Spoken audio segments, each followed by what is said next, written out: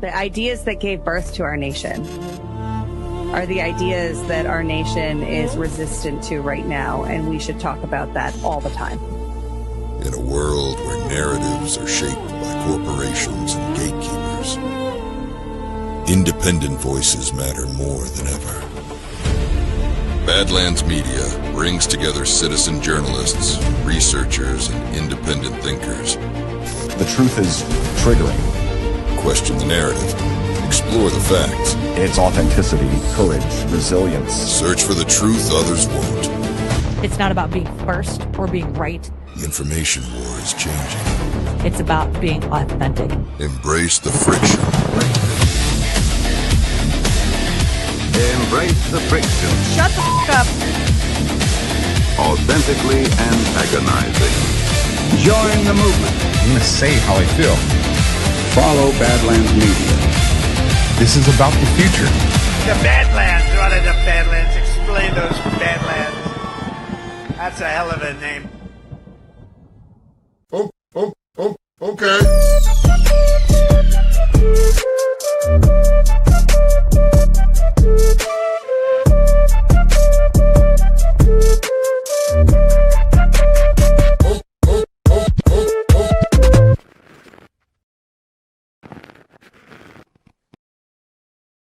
Well, good afternoon, everybody, and welcome to the Daily Herald here on Badlands Media. I'm your host, Jon Herold. Hope you're all having a wonderful Thursday so far. I know I am.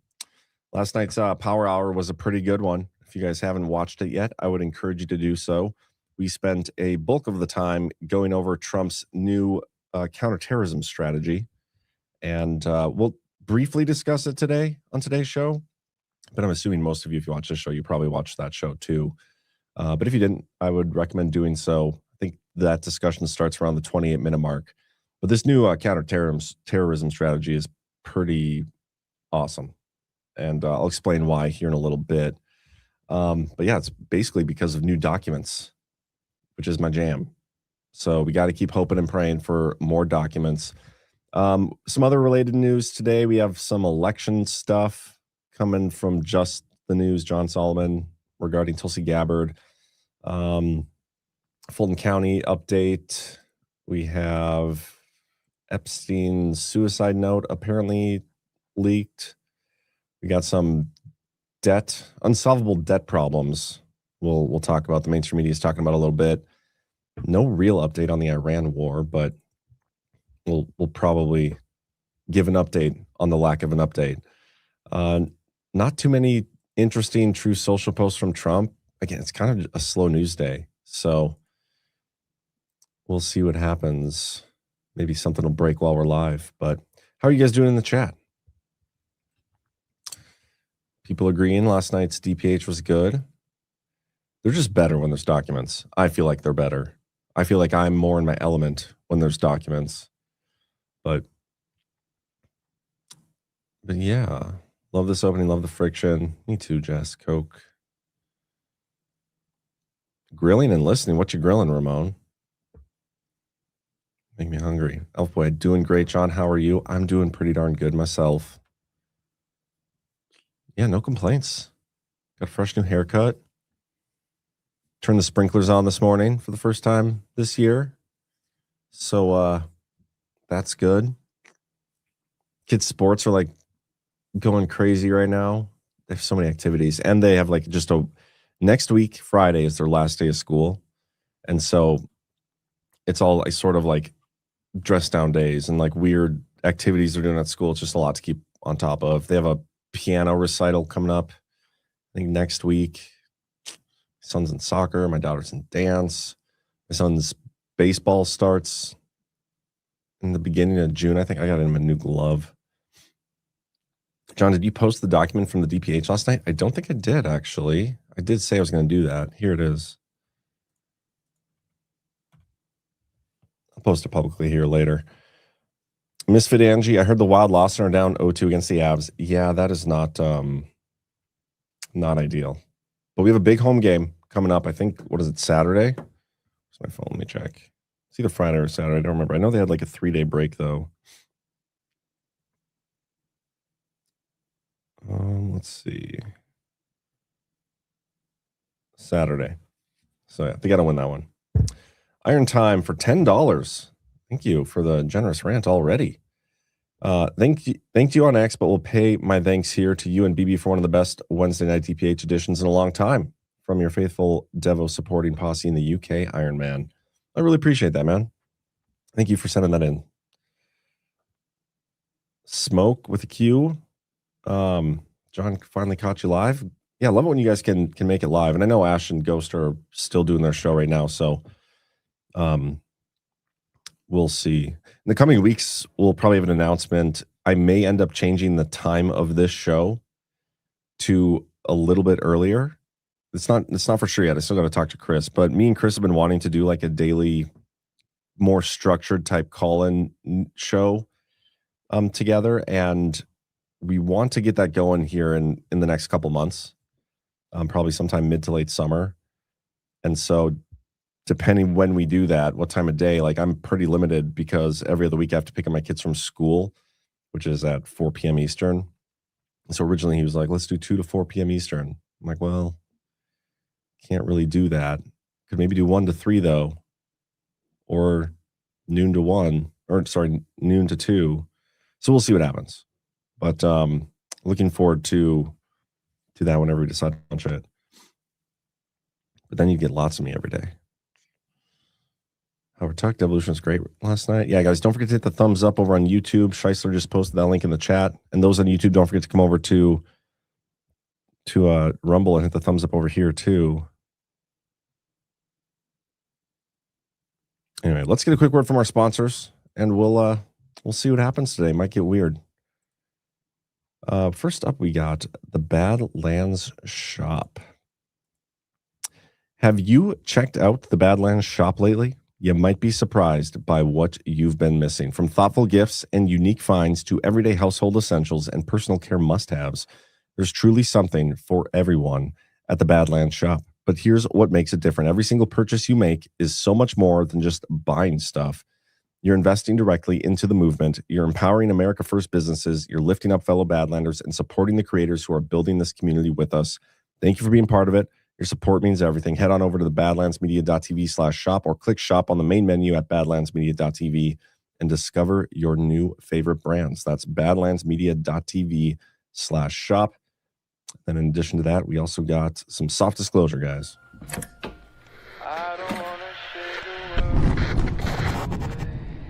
Last winter, the world met Madame Margie, the moistureless. But while Badlandia banded together at Gart, she evolved. While deep in her lair, she uncovered 4 sacred instruments of hydration. The lip balm, the lotion, the tallow bar, and the new stainless steel gua sha. Together, they wage war. Flaking has fallen, roughness retreats, dryness trembles, and among the rebels, Mother's good boy. But elsewhere in Badlandia, rebellion grows, the beards remain. Shave them all off. Visit softdisclosure.com and use promo code Mama's Boy for 20% off your Mother's Day bundle. Can't choose the right sacred instruments for your mother? Offer them all with an e-gift card. For softness, for victory, for moms. These statements have not been evaluated by the FDA. For softness, for victory, for mom. Softdisclosure.com. No update on the Doge website. Silver is gone up a little bit. It was up higher earlier. It was up to like $82. Now it's down to $80.74. Gold $47.38. Bitcoin is down below 80,000. Another buying opportunity, guys. Make sure you get some. No update on the presidential website. So no new executive orders or anything. This is some pretty big news, I'd say. The Fulton County was challenging whether or not the DOJ could keep and hang on to those election records that they seized. And a judge has ruled that, yes, they can keep those. The judge said that flaws in the basis for the search warrants did not meet the high standard needed to order the materials returned to the county.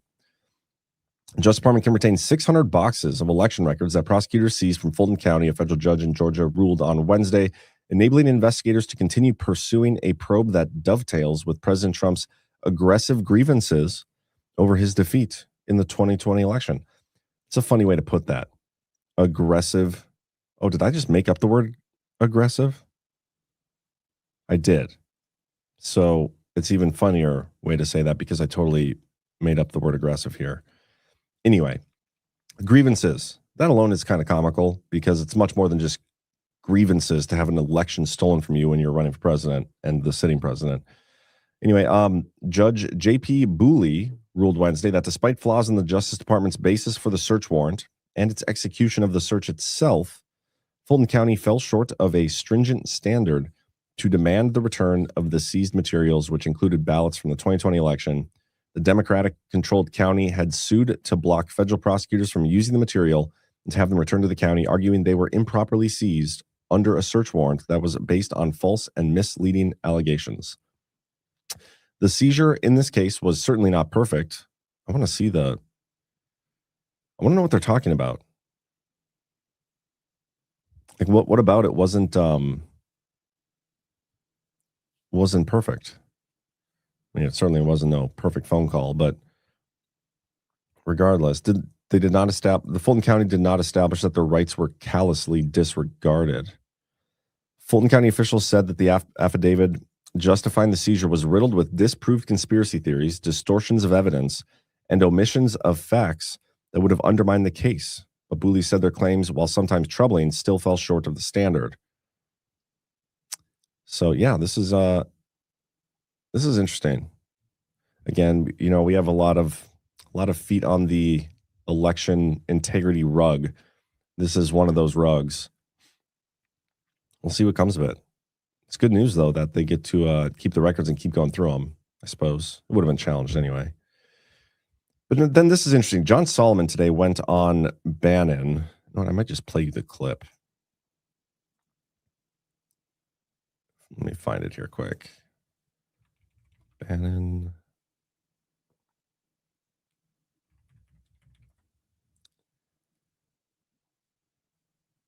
Okay, so this was today.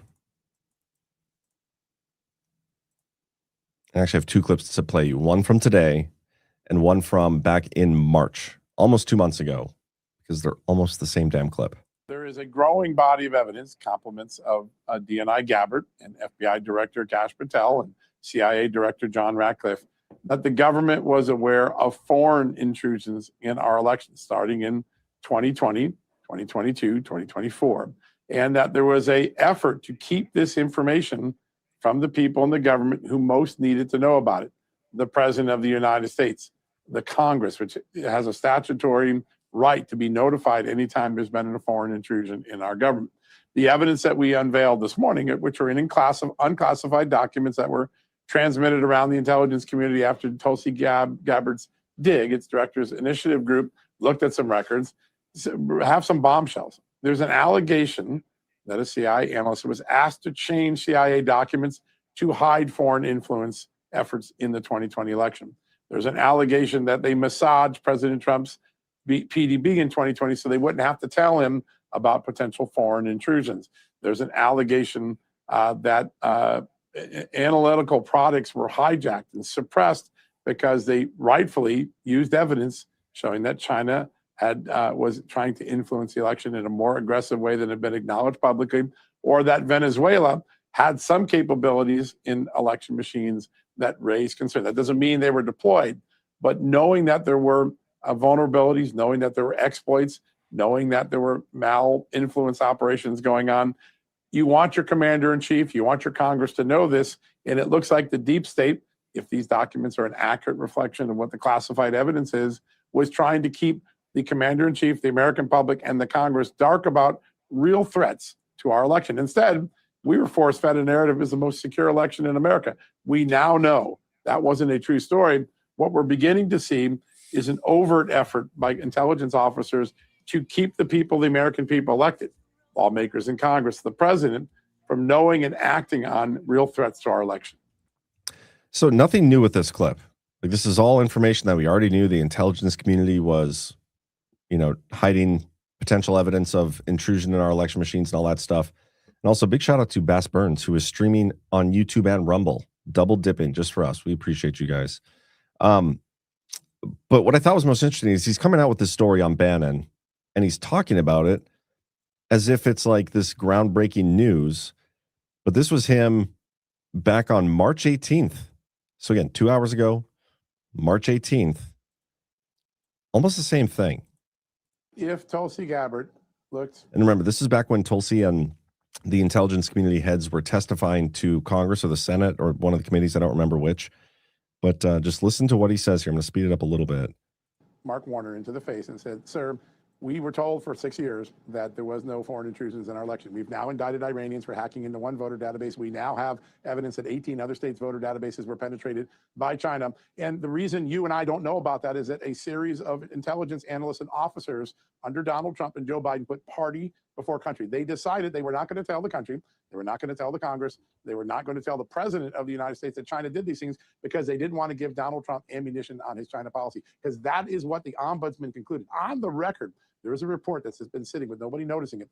The Intelligence Committee ombudsman saying that the CIA intentionally kept the president in the country in the dark because they didn't like Donald Trump's policies. They even used disparaging names to describe the commander-in-chief they're supposed to be working for. We got to find out if any of those officers still work for the CIA, because they should be fired.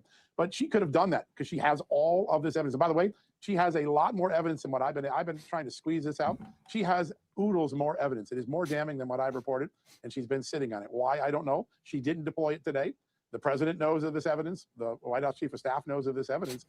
They went into, I think Kash Patel has answered the imminent threat pretty interestingly on Iran. He's talked about China. He brought up the driver's licenses today. That was important. Ratcliffe seems a little bit more engaged, but Tulsi seems to just be roadkill. She's not using the data in front of her agency to tell a story that's much more compelling. So I'm just trying to wrap my head around why he keeps doing this, because it's becoming a pattern now. For a while there, he was so good. He was, setting the narrative. He's getting a lot of these documents, and he was slow rolling them to everybody else in the public and telling the stories about them. But it almost feels like he's been cut off in a way, because he's resorting to reruns, a literal rerun of the same story. And it's something that was already a rerun from 6 years prior. So I don't get it. Again, those two clips I just showed you were talking about the same thing, just in various different words and a little bit different context, but the same exact story 2 months apart. Not everyone heard it the first time. It shouldn't matter. And I know that's an excuse a lot of people like to use. CNS 1000. Good to see you, by the way. But the newbies, there aren't that many newbies that are paying attention that all of a sudden saw that clip and were like, oh, now I get it. This is all stuff that everybody already knew. So I don't get it. And I'm not making excuses for it, but it almost seems like he's slowly turning into a rug salesman. But what I will say is what he is talking about, the behavior he's talking about, the stuff that we have known for a long time has been a problem. The intelligence community has been weaponized against Trump and weaponized against us. It's extremely pervasive, and there should be justice and accountability. But that was one of the themes of last night's episode and the counterterrorism document that we read. And something I think is very important, if you want the full detailed breakdown of the counterterrorism, the new counterterrorism strategy document, go watch last night's Devolution Power Hour. We start talking about it around the 28.5-minute mark, and we read through pretty much the whole thing. We skip a few paragraphs that were repetitive and whatnot, but this thing is juicy because it's very much on theme. It's supposed to be talking about counterterrorism, and it does, and it talks about all the terrorist, I don't want to say problems, but all the entities and groups and ideologies that are of primary concern. But then the constant theme that was scattered throughout was the issue that is our own intelligence community. And I think it's so good because that is what we have been pointing to here at Badlands and other people across, social media or whatever for years. One of my articles, I don't remember which one, but the enemy that he was up against was the intelligence community. It came down to almost whatever intelligence Trump was getting from the military, like the DIA, maybe NSA, maybe Cybercom, whatever, Space Force. And it was them versus CIA FBI, and those other entities. And it's pointed out very often throughout this counterterrorism strategy. I'm going to read this one section. Our nation has not been well served by its intelligence community, which has been mired in the old ways of looking at threats or has been actively weaponized by its leadership as a political tool. Whether plotting against conservative Catholics attending traditional mass in Virginia, parents standing up for their children at school board meetings, and those are probably like the two, I don't want to say most memeable, but like those have been the two biggest examples of the weaponized intelligence community outside of the election stuff and the Russiagate stuff, which I think has become, I don't know, it's been just repeated so often that a lot of people tuning out at this point. You know, people are so set in their ways about what happened and what took place with the Russiagate hoax. And until we get any form of accountability and justice, I think it's going to be hard to break people out of their preconceived biases and notions on that. But these are two very like big stories that came out of malfeasance from the intelligence community. So those are listed. They talk about, you know, the members of Congress when they spied on those and got the phone data from the members of Congress. Remember, they're the ones who they set up the law just for themselves so they could sue the Department of Justice and make millions of dollars.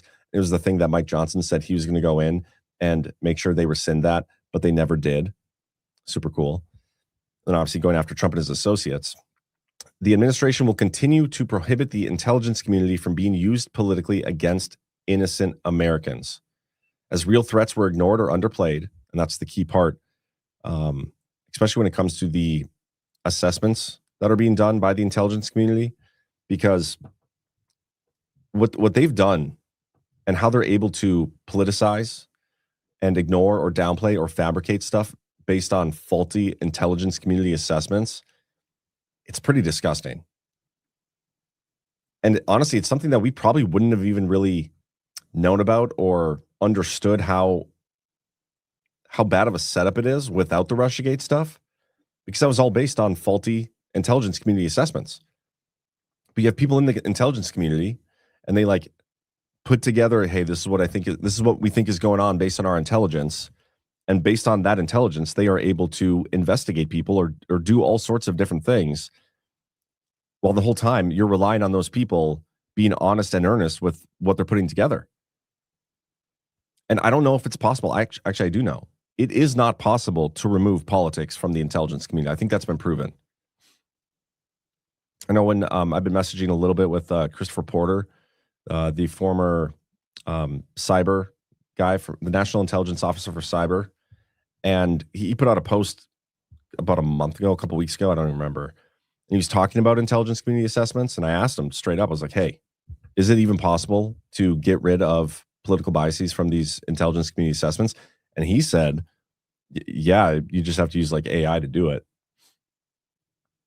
And that's an interesting way to look at it. But personally, the fact that the intelligence community is mentioned so often throughout this counterterrorism strategy document, it's pretty signal to me. I almost consider it a Badlands boop, as I said last night,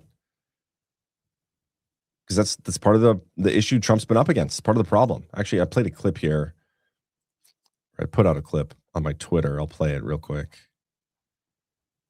just to give you a little summary from last night. Think about this. We are reading the counterterrorism strategy document. Yep. And he has now on multiple occasions called out the intelligence community as being one of the problems with terror in this country. And I play this clip almost every show, but it's such a good clip. Yes. I'm going to play it again. Take a listen to this. Don't forget, this persecution is being done by the same weaponized agencies that for 7 years have been running illegal psychological warfare campaigns against the American people. So I like the terminology has been actively weaponized by its leadership. Now, of course, in this context and in the clip you played, he's talking about psychological operations. We know in this community that info war is real warfare, even if it's not kinetic. It's below the threshold of kinetic warfare. But in my aside about Mexico and the cartels, if you go down any of those rabbit holes into the literal formation of the kinetic cartels, it was literally, not figuratively, our intelligence community that set them up, trained them, and actively aided them. Yeah, this is so good. I'm just reading this and thinking of all the bullshit the intelligence community has put us through. And to me, I like when you look at the national security strategy, that was Trump putting a target on the globalists and the, our traditional allies who've been fucking us over for years. Yeah, you guys aren't really our friends. We're going to call it like we see it. You guys are our enemies. And we are seeing a multipolar shift like you keep talking about. Well, this National Counterterrorism Strategy is doing the same thing and calling out another enemy at home that people don't traditionally look at as like, the counterterrorism. They're going to point out the intelligence community as being the enemy here, as being basically state terror actor. Like this is so cool. And there's a couple other, the more we go through this, I'm getting just more excited. I feel so seen right now. So again, when most people think terrorism, they think like Taliban, people in the Middle East, Antifa, stuff like that. And again, just to reiterate why I think this is so interesting is, yes, those things are listed in there and those ideologies and whatnot, and the issue, the weapons of mass destruction, that stuff is in there. But the theme throughout is the problem that is the intelligence community.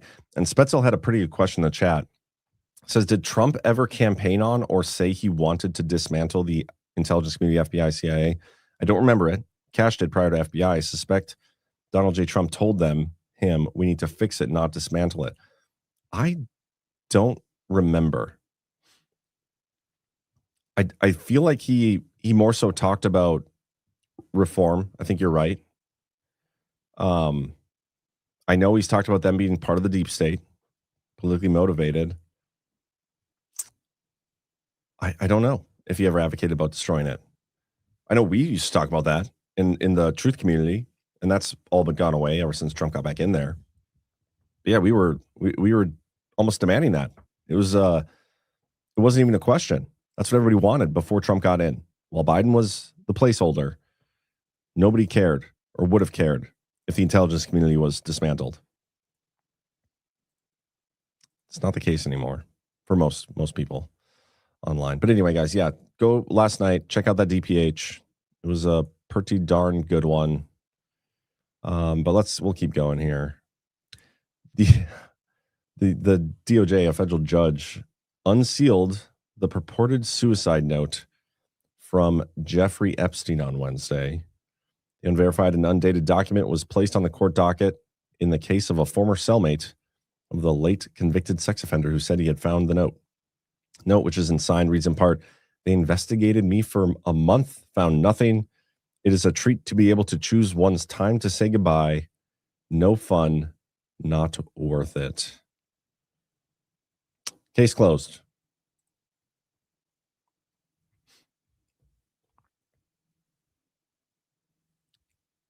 Rebel Data, when I think terrorism, I think it puts the lotion on the skin. It's funny. TRP 6978, sometime fixing is totally gutting and then rebuild. Yeah. And there's a lot of metaphors you can use for that. But like, think of your house. At what point, like if you have so many issues with your house, your water lines aren't working. Let's say maybe there's a fire. Okay. Fire burnt a huge chunk of the house. Do you stay in it and like rebuild the half the house that was damaged? Or do you tear the whole thing down and start anew? I think most of the time they start anew. Yeah, Go says, what you want me to do? Bust out crying. That was part in here too. What you want me to do? Bust out crying? Ramon 222, totally fake note. I think to me, the part that makes me think it's not real. Well, one, think back to the poem that they released of Trump, which I believe is totally fake, where he like drew the body of the woman in the margins. If they had this, why would they not have released this sooner? This is the first I've ever heard of a suicide note, but that was a huge issue for a long time. Is everybody's like, there's this huge conspiracy around his death. And they released footage from the cell block, and there was conspiracies about that. One of the things they could have done to pretty quickly try to at least put this stuff to bed, the suicide or murder or whatever, was put out the suicide note right away when they were trying to put out everything else. So why did it just come out now, and why has nobody talked about it before? Also, I wonder, because he did attempt to commit suicide like a month prior to when he allegedly, supposedly, successfully committed suicide. Is this suicide note from the first attempt or the second attempt? He didn't date it. So anyway, we'll keep going. I thought this was interesting. The mainstream media is talking about it. I feel like I'm surprised they don't talk about this more, because this could be something that it's a narrative you could weaponize against Trump for sure. As U.S. debt hits a worrying milestone, Washington barely notices. The debt is outgrowing the size of America's economy. The president's policies could accelerate the country's fiscal headaches, experts say, unless policymakers intervene. We got to just hope Congress does the right thing and gets our spending under control. The U.S. government learned late last week that it may have reached an unfortunate milestone. The size of its debt surpassed the nation's total economic output. It was a striking imbalance, according to early estimates, one that the country has experienced only in rare circumstances, briefly during the pandemic and in the aftermath of World War II. But the development barely seemed to register in the nation's capital, where few policymakers bothered to acknowledge the latest warning sign about the government's poor fiscal health. The root of the problem is well documented and widely known. U.S. debt has soared in recent years because of a mismatch between federal spending and tax revenue, one complicated by a rapidly aging population, which has driven up costs across the government. For economists, the fear is that these conditions are inching the United States toward a fiscal crisis, one in which its debt is so great that the country can't easily afford to pay the rising interest on it.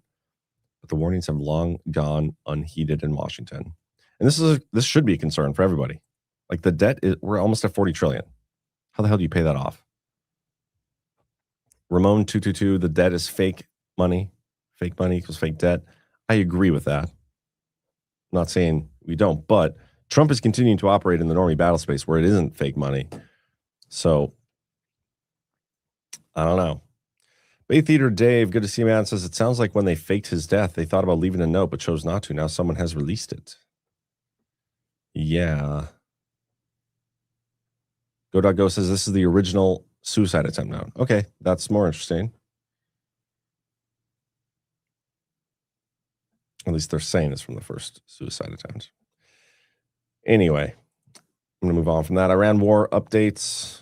And the update is there is no update. Since yesterday, we've been waiting for Tehran's response to the peace proposal, and we're super close. It's the closest we've ever been to peace. Peace of the war that has been over for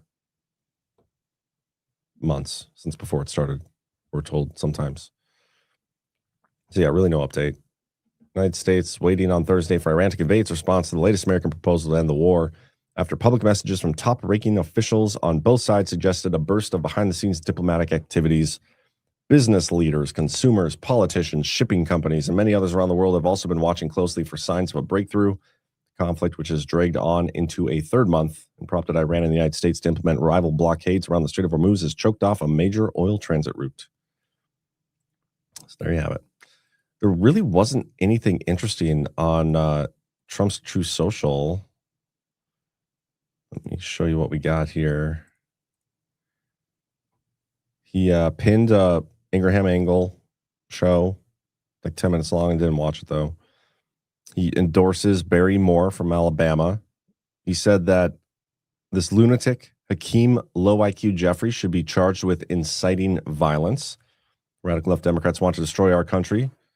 Then shows a side-by-side of him saying maximum warfare. And then 3 days later, the gunman running through full speed. Posted a statue of him. Dow Jones doing so good. And this meme, really, it's like the only interesting thing. Hunter Biden there snorting coke. We have Hillary there and Obama, auto pen, ice cream. I don't know who this lady on the far right is, though. Yeah, that's really it. In terms of True Social posts. Oh, there's this article out here about Kyle Seraphin in Just the News. I don't know if you guys know who that is. But apparently, I'll just read it. Ex-FBI agent turned podcaster intentionally and unsafely fired gun before he was ousted, according to memos. An ex-FBI agent turned provocative podcaster was kicked out of the Bureau after he intentionally discharged his weapon in an unsafe manner on a training range while his instructor was in the line of fire, according to the Bureau's incident report obtained by Just the News and congressional testimony that challenges his self-portrayal as a whistleblower who faced retaliation. Just thought that was interesting. It's probably all I'll read, though. Oh, I thought this was interesting, too. The DOJ is asking to pause the $83 million verdict against Trump in hopes of a SCOTUS review. This is what's such bullshit about, and I've complained about this so many times, about the justice. Just because somebody files something doesn't mean anything they said in there is true. Somebody could even win, doesn't mean any of it's true. This is a prime example of what's wrong with the Justice Department and the justice system. Anyway, but the Justice Department plans to ask the Supreme Court to allow it to intervene in President Trump's appeal of the $83 million jury verdict in a defamation lawsuit brought by E. Jean Carroll. They explained in a Tuesday filing with the Second U.S. Court of Appeals, which cites the Westfall Act, that the federal government should be substituted as the defendant in the lawsuit. The DOJ had previously certified that Trump was acting within the scope of employment when he made comments about Carroll that Carroll claimed were defamatory. Oh my gosh, defamatory. So we'll see. The reason they don't want it to be paid out is because Carroll has publicly stated she plans to give away the money she receives in the settlement. Allowing enforcement of the verdict would cause irreparable harm, as the money couldn't be recovered if the ruling is later reversed. The final demand for $5 says Spencer Pratt was a ginormous douchebag. Now, decades later, I am all in on him for mayor of LA. He is running a really good campaign. I don't know if you guys have seen his videos. I was going to show a couple of them. Let me play the clip you sent in. Thank you, Final Demand. A MAGA Republican. I'm not sure how to respond to that vision of Los Angeles. This is a MAGA Republican's idea of what Los Angeles looks like. This is really not. That's super funny, but you should check out his this is his ad.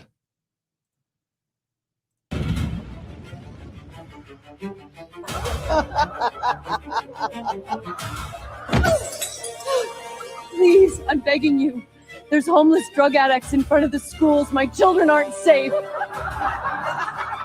Look, if you were a transgender migrant, I could get you a free pussy. Let's move the drug addicts closer. Bass already solved crime. I endorse her. Next!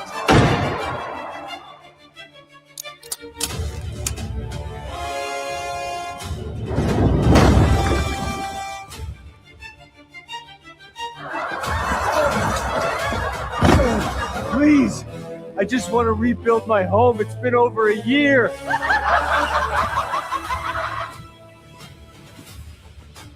Mom, look.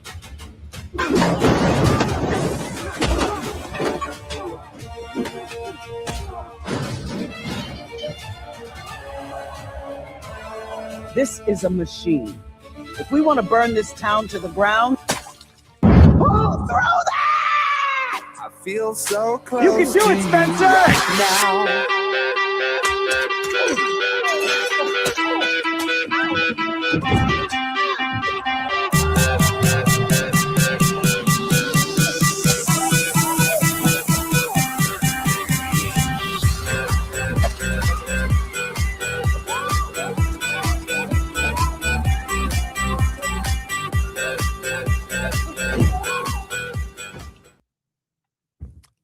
That's a great campaign ad. And I know I'm looking for the other one. The Spetzel even said there's another one that he that's a takeoff on the Hitler bunker meme with Bass as the Hitler character. I'm trying to find it. So if anybody has a link for that, that'd be great. But yeah, I mean, it's common sense stuff, which is so crazy. Like he's one of them, right? Famous Hollywood type.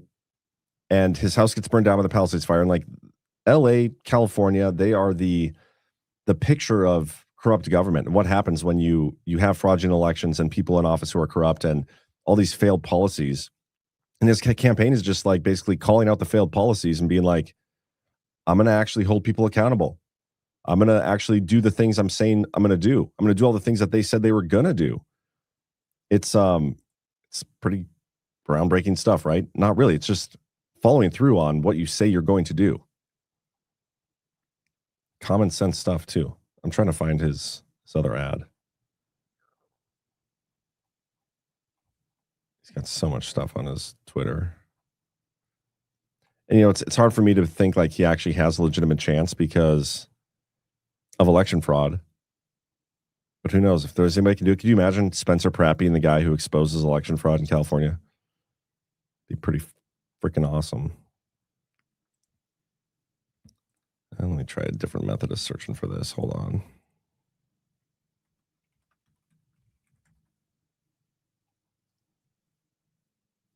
Okay, yeah, this is the other one. It has come to our attention that a Spencer Pratt political ad is going viral. I already saw it. The one where he's crying about his house. Give me a break with the sob stories. It's time to move on. No, ma'am. This is a new ad, and it seems to be more powerful. What do you mean another ad? It already has millions of views on X. And ma'am, the production value, it looks like $100 million film. Where are they getting that kind of money? I personally shut down every damn studio in this city. Ma'am, it was an AI filmmaker. What do you mean it was an AI filmmaker? Comms. Polling. MIMWG2 SLBBTQQEIA. Stay. Everyone else, out.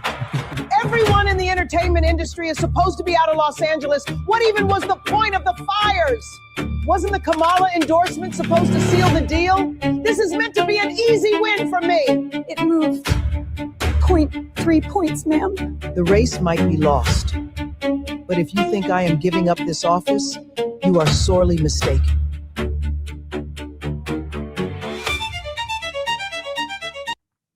God, AI has gotten so good. I freaking love it.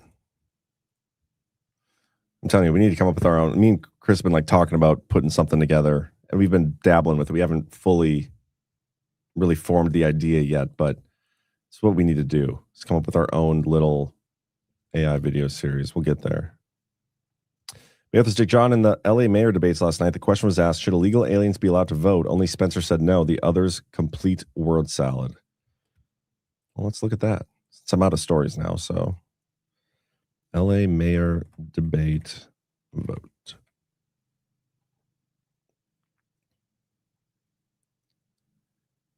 Let's see if we can find. Be allowed to vote in local elections. Is this a yes? Non-citizens, should they be allowed to vote in local elections? Sounds like they have a non-citizen moderating the debate. Is this a yes or no, Mr. Pratt? No. Mayor Bass? It depends. It's not a yes or no. Depends on what? Well, first of all, when you say non-citizens, it doesn't mean they're here illegal. It doesn't mean they're undocumented. They could have green cards. They could be here perfectly legal. And there's a lot of states and cities that do that on very, very local elections. We have to see what the councilman is proposing. Councilmember Bremen. Yeah, I would say, again, it does depend. In other places, school boards have yes Yes non-citizens. or no? Non-citizens who Mr. Pratt, I have a question for you. That's awesome. Here, Karen Bass. I used to say the same thing when I was a kid. So this is really funny. Also Firefox trucks that were out of use. We're also Firefox trucks that were out of use. We're also Firefox trucks that were out of use. Like big fire truck. But when you're like 2 years old, you can't say it right. So you say firefuck instead. I think that's great. Here's another video Spetzel just sent in. How many beds you give these people, they are on super meth. They are on fentanyl. The DEA statistic says 93% of this is a drug addiction problem. Nithya, Councilwoman Robbins' plan for treatment first. I will go below the Harbor Freeway tomorrow with her, and we can find some of these people she's going to offer treatment for. She's going to get stabbed in the neck. These people do not want a bed. They want fentanyl or super meth. These ideas cost us over $400 million to house for 70, what did you say? 3,000 people for $400 million is an absolute failure for both of them. They're a team. Are those numbers real? $400 million to house 3,000 people? That can't be right.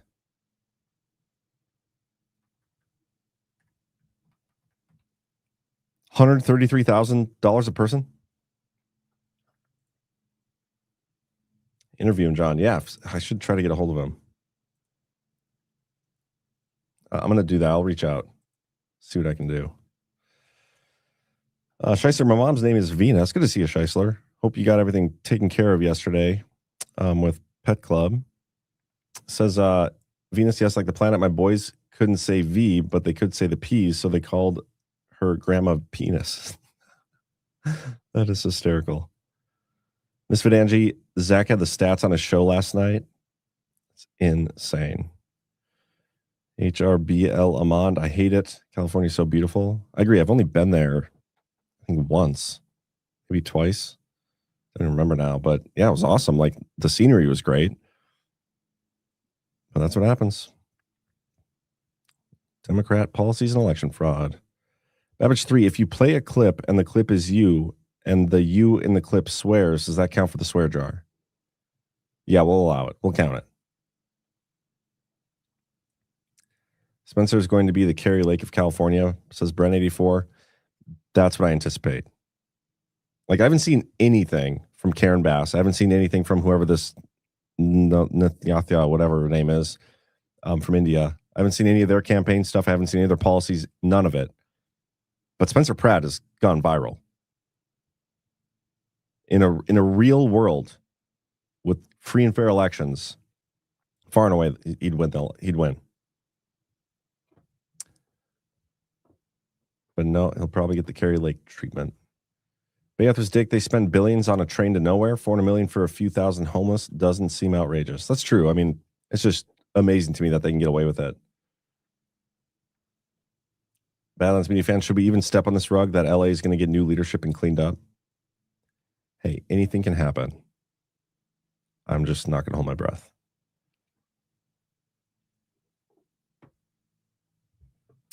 But yeah, let's get a quick word in from another sponsor. That is Rumble Wallet.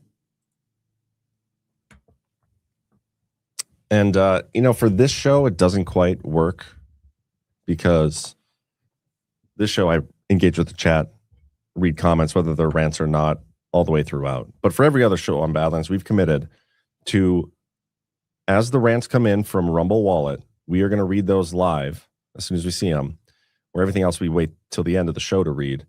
And it's a great way to, one, cut out the middleman.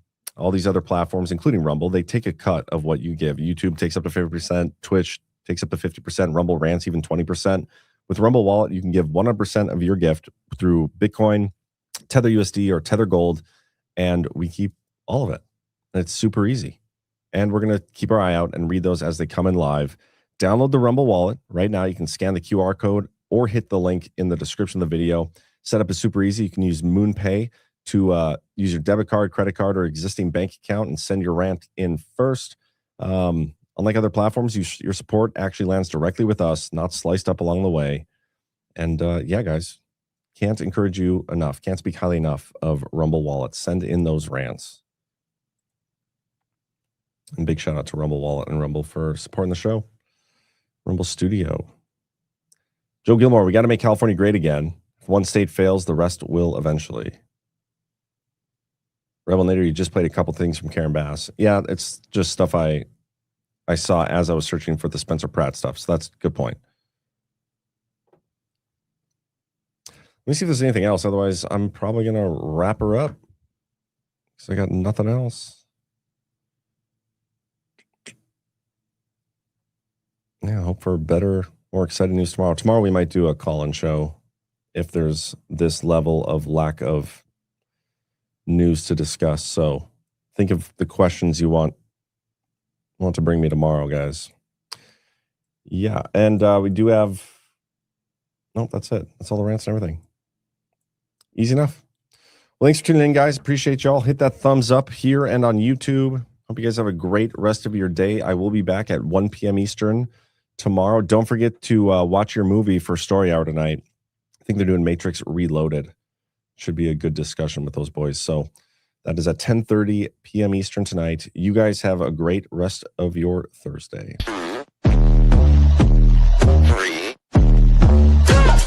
Let's get started.